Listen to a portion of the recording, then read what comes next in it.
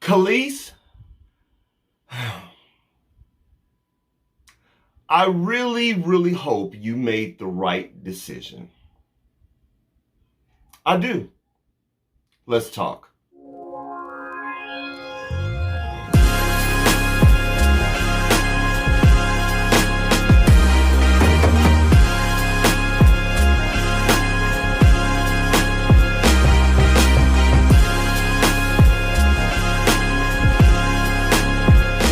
What's up, guys? It's your boy Jay. Welcome to Jay's World, so let's talk. You know how we do it, so let's get into it. And welcome to another edition of Jay Topics.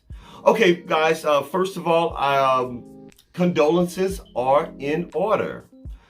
We lost three legends, almost back to back, in the past week and some change. Last week, starting with legendary actress, Mary Alice. If you're not familiar with her body of work, and trust me, she has done so much over her career. If I'm not mistaken, I believe Mary Alice's career spanned it like 60 years or probably even longer. You know, she was 85 years old. But I mean, oh my God, you guys, I mean, she started back like when she was like in her early 20s. She was in Sparkle, Malcolm X. She was in A Different World. Remember I think the first two seasons of A Different World, she played the what do you call it, like the house mother, you know, and she didn't like Whitley Gilbert and all of that kind of stuff. Just a total legend. She was in 2003's The Matrix. She has been like literally, I could spend a whole video talking about Mary Alice and all of the wonderful work and all of just everything that she's done. But again, we lost her last week. She was only 85. Rest in peace and condolences to her family and her fans. Next, we lost the one and only, the legendary, the trailblazer, Nichelle Nichols, aka Lieutenant Uhuru from Star Trek. There's so many wonderful things that I can say about Nichelle Nichols. Again, I would spend this whole entire video talking about her. I mean, she was just a legend amongst legends. What I loved about that character, especially during that time, this is like the 60s. I mean, this was literally during the time of the civil rights movement. Martin Luther King was a fan of Nichelle Nichols. She was just a trailblazer, you know. She was smart. She was intelligent. She was beautiful, you know, and she didn't just rest on her beauty. She really was the smart girl. You know, she was a lieutenant. You know, how many actresses during the 1960s, black actresses that is, that were even playing roles like that? Just a complete legend. And off the camera, she was just amazing. Just a class act, and just so beautiful and elegant, and just yeah. Rest in peace, Nichelle Nichols. And next, this one really took me aback. We just recently, I'm talking like yesterday, lost Olivia NewtonJohn. Oh, wow. Olivia was only 73 years old. Olivia, as you well know, she was in Greece. Well, first of all, before she was even an actress, she started off as a singer. You know, she was born in England. She was raised in Australia. Her first hit was I Honestly Love You. She went on to star in movies and you know, the whole big screen. You know, she was very good friends and very close to John Travolta. After both of them, they did Grease. Remember Grease, you guys? Xanadu. Magic, a song that is just my personal jam called Suddenly. She sang that with another legend, Cliff Richards. Just, I mean, yeah. That one just really stuck me in my heart. But yeah, Olivia Newton-John, only 73 years old. She died peacefully at home with her family in California. My condolences to the family and friends and fans of Miss Olivia Newton-John. Yeah. Next, I want to talk about Brittany Griner. Basketball athlete Brittany Griner. I don't have to go through all the details. She's been pretty much in the news for the past few weeks now. She was packing her bags and she had one of those smoking vaping things or something or whatever, and she was using the cannabis oil, inside the vapor. And I guess, how you see people with those vaping things and they're smoking and all of this stuff. But she was using the cannabis, and of course, it's legal here in the United States, but it is not legal in Russia.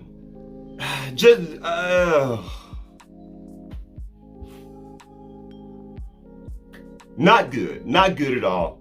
And you guys, look, I just have to say this, and I'm not going to go on a whole tangent about it, but we as Americans, we really, really have to be careful when traveling internationally, okay? Because I've heard over in Russia, they are very, very strict when it comes to drugs. Again, what's legal in the United States is not legal in other parts of the world. And I believe that's why a lot of times other countries, they do look at Americans a certain kind of way. They even call a lot of us arrogant because we think because we have certain freedoms and certain things can happen for us in America that we can just travel the world and do the same things that we do here and expect other parts of the world to just accept it and be okay with it. That's just not the case. You cannot go over to another country and and I don't care what it is. Now, granted, was it harmless? Absolutely it was harmless. Does she deserve a 9-year prison sentence? Absolutely not. Hell no. Completely and utterly ridiculous. But again, this is another country. This is Russia. You have to be cognizant of stuff like that before you just go packing this stuff in your luggage. And I just really hate that. So yeah, she was sentenced to 9 years. And this was the lenient sentence, okay? And this is because she pled guilty. Imagine if she hadn't pled guilty. So yeah, it's a big old mess. And of course, there are debates all over the place, They're saying that, some are saying that, more should be done for her here in the United States. They're trying to put the pressure on President Biden. And so I don't know. I'm just hoping and praying that they can somehow, get that girl out of there and bring her home to the United States. I do know at one point they were even talking about doing like a prison swap, because I know we have some prisoners here and maybe we can swap it out or whatever. But Russia's like, hell no, that's not happening. Not to mention, Russia is not too happy with the United States right now because, we are helping out in the war. We're helping the Ukrainians, fight them. So you got that whole thing going on. And on top of that, I mean, y'all, this thing is pretty multi-layered. And on top of that, she's a black woman. And to all my black folks out there, I don't know if you're aware of this, but even around the world, we as black people, we are still not that favored.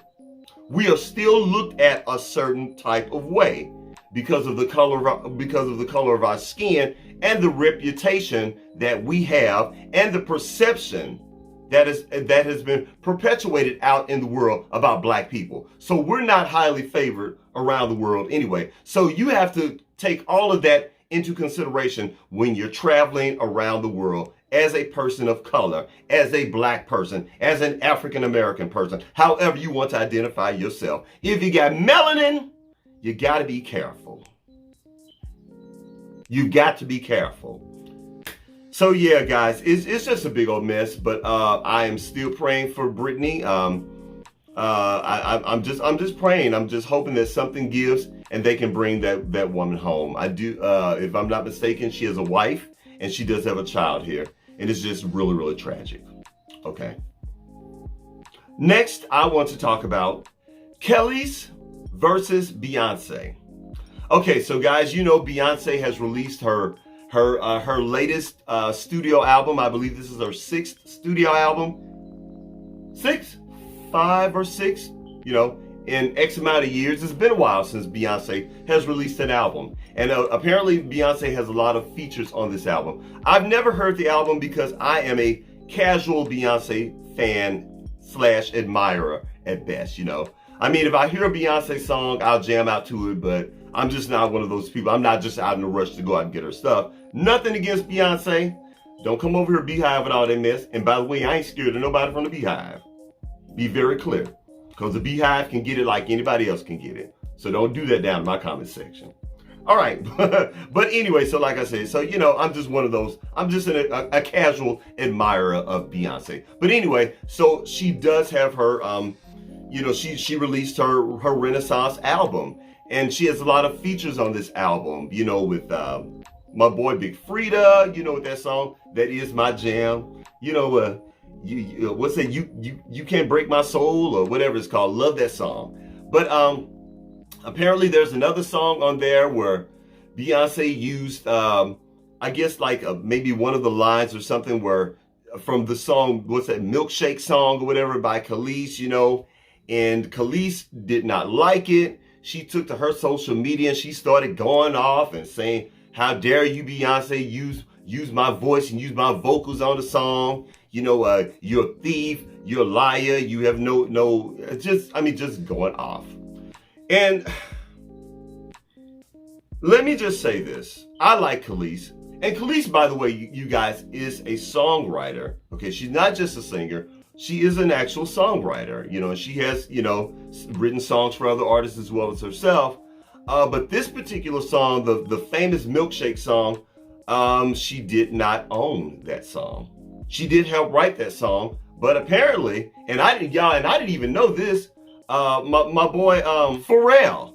Apparently Pharrell is one of the producers on this song, but how he got brought into this whole thing, some are now saying that he swindled Kelis out of her rights to that song, and now he owns the song. Or look, y'all, basically Kelis does not own the song, and Pharrell got brought into it some kind of way. So now, so people are kind of calling her out, saying that you really can't say anything because you don't own the song. Yes, that's your voice, but you don't own that music. So, and here's my thing. I see both sides of that situation. I can understand how Kelis is upset and how, you know, she, you know, does not want her voice used on that song. But the song was a big hit for her and she does not own that music.